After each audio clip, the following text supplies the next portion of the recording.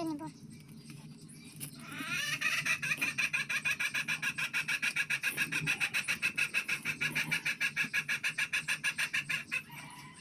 হালকা তেল গরম হয়ে গেলে মাছগুলো দিয়ে দেবো।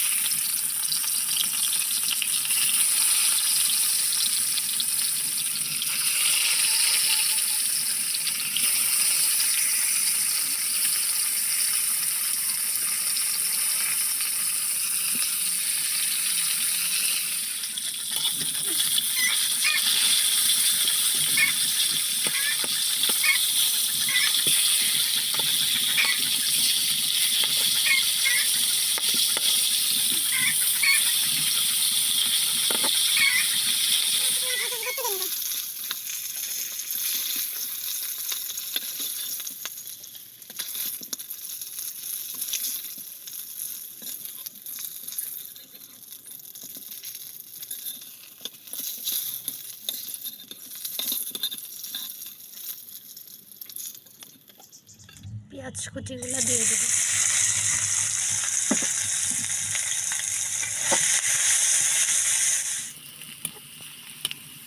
পেঁয়াজগুলো লাল হয়ে গেলে আমরা এখানে আদা বাটা, রসুন বাটা, কাঁচামরিচ বাটা, জিরা বাটা, ধনিয়া গুঁড়া দিয়ে ভালোভাবে মশলাগুলো কষিয়ে নেব।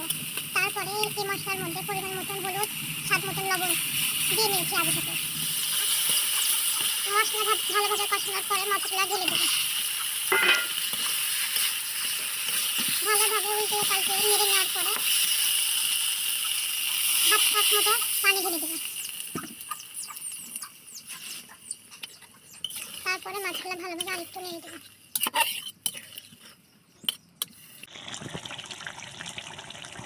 এই তো মাছের বলক উঠে গেছে, হয়ে গেল আমাদের মজাদার মাছ ভুনা।